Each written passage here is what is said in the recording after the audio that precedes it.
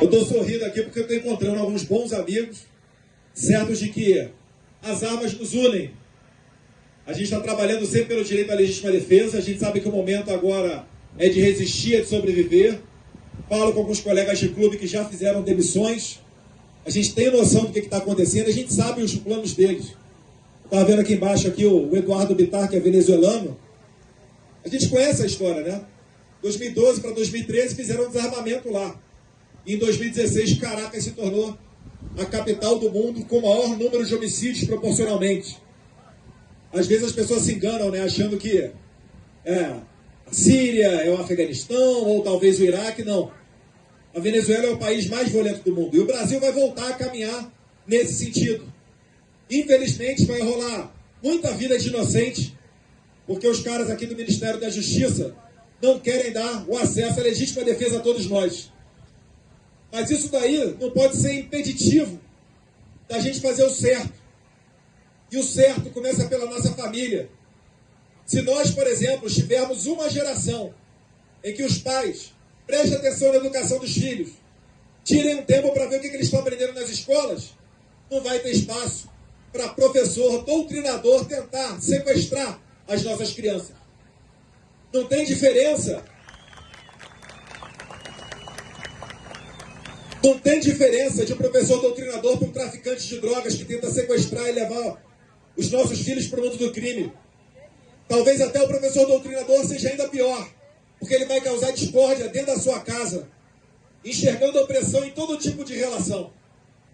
Fala que o pai oprime a mãe oprime o filho, e aquela instituição chamada família tem que ser destruída. Enquanto que nós nos agarramos nos pensamentos bíblicos, na ideologia que formou por mais de 2000 anos aquilo que nós somos hoje aqui no Ocidente. Eu gosto muito de uma frase, que ela é polêmica para quem não entende e para quem não estuda, que fala que a mulher deve ser submissa ao homem, e está na Bíblia. E logo começam a falar, veja só, esses fundamentalistas que querem colocar a mulher subjugada pelo homem para fazer os prazeres do homem da maneira que ele bem entender. Só que se esquecem de dar continuidade na leitura, falando que o homem deve amar a sua esposa assim como Deus amou a igreja. Deus amou a igreja dando a sua própria vida. Quando um cara entra na sua casa, é você que tem que dar o primeiro combate, não é o governo. Não é, com todo respeito, a polícia. A polícia existe para nos garantir o direito de ir e vir, certa harmonia em sociedade. Mas pode ser um super-homem policial. Ele vai demorar algum tempo para chegar até lá. E esse tempo é só contigo mesmo. A gente não quer ter mais relatos de pessoas que entregaram as suas armas e se arrependeram depois porque foram vítimas de invasão à residência. Os próprios seguranças do pessoal da esquerda não entregam as suas armas. Aqueles que comemoram a saída do Bolsonaro do poder não entregaram as suas armas. Eu estou com receio de falar aqui, me ajuda, Paulão, se eu estiver equivocado, mas eu acho que foi a Gal Costa que tomou um processo porque permitiu que entregou uma arma sua para um segurança fazer a vigilância no entorno da sua casa. Isso daí é o crime de porte ilegal de armas.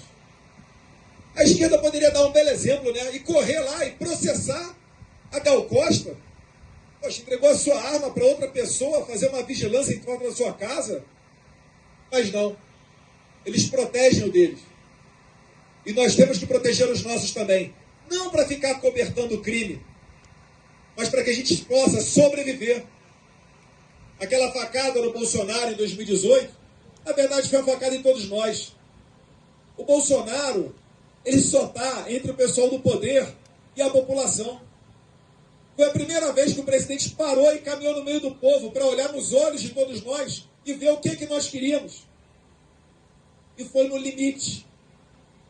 Quem é que não se lembra daquele decreto de 2019 que acabou, enfim, por obra do Senado, iniciou um projeto de decreto legislativo e acabou banindo, né, cancelando, suspendendo esse decreto do mundo jurídico. Um decreto que realmente dava o direito à legítima defesa. Mas aquilo dali, podem ter certeza, ficou a lembrança. A gente vai, infelizmente, passar por momentos ruins. Já estamos passando. Mas isso daí certamente vai servir para a gente sair mais forte. Indo para o final, Polon, na CPMI do 8 de janeiro, eu vi o ProArmas recebendo um ataque. Pessoas tentando vincular o ProArmas a 8 de janeiro. Sabe o que isso significa? Significa que vocês estão fazendo um excelente trabalho. E vocês já são a NRA do Brasil. Quando eles cancelam a monetização de youtubers, quando eles vão para cima de empresários, entre aspas, bolsonaristas, eles estão tentando impedir o crescimento de um movimento. Eles só não entenderam que não tem como brecar.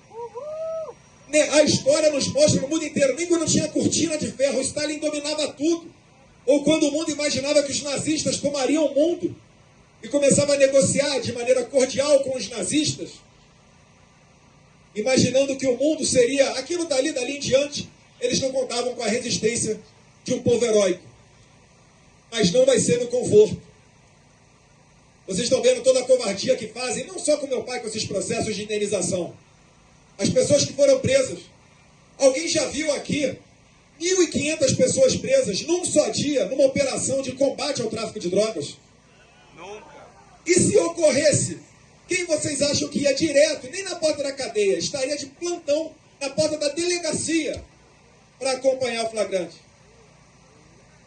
O pessoal do Luiz Eduardo Greenhalgh. Greenhalgh é o pai do Estatuto do Desarmamento. Em 2003 teve um outro caso. José Rainha, o líder do MST, foi prego com uma 12 fria. Quem é que foi defender ele de maneira gratuita? Luiz Eduardo Greenhalgh, o pai do Estatuto do Desarmamento. Mas eu tenho fé que a gente vai conseguir passar, porque aquilo que nos move é muito maior do que aquilo que move eles. E hoje em dia, vocês podem ver,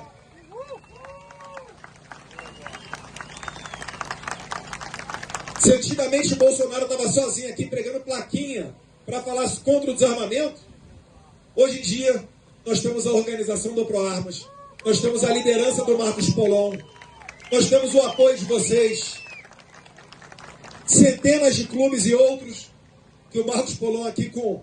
Acho que ele deve tomar uns 10 engolves antes de fazer determinadas reuniões para tentar reduzir os danos com determinadas autoridades. Isso é complicado, gente. Você já imaginou você ter que parar e sentar com esses caras sabendo que eles querem vir para cima de vocês e acabar com vocês no direito de ter armas? Não por uma questão de segurança, mas uma pretensão de instalar uma ditadura. É complicado o jogo. O jogo é bruto. Mas a gente vai ter que passar. Eu trago aqui uma mensagem de esperança. De que nenhum de nós vamos desistir do Brasil. Eu queria contar com vocês. As manifestações estão retornando. As pessoas têm vontade de ir à rua, mas também têm receio, podem ter certeza. Porque é isso que uma ditadura objetiva. Punir os outros de maneira, quanto possível, mais arbitrária, para justamente desencorajar aqueles que querem fazer o certo, que querem lutar pela democracia. Vocês estão vendo a reforma tributária. A gente pede mais tempo para discutir uma proposta que não tem nem um mês que está feito o relatório ali na Câmara. Mudança de texto com dezenas ou centenas de páginas que a gente não tem 24 horas para conseguir analisar. Aquelas letras que mais parecem letra de rodapé de contrato, que até eu, que sou advogado, tenho dificuldade de ler, mas querem fazer aprovar. E aí, quando a gente começa a contestar, pedindo mais tempo, do que eles nos acusam? De extremistas, de jogar contra o Brasil. É porque justamente eles não têm argumentos para nos contrapor. Isso eu estou falando da reforma tributária, mas vale para as armas, vale para a defesa da família, vale para a defesa do policial.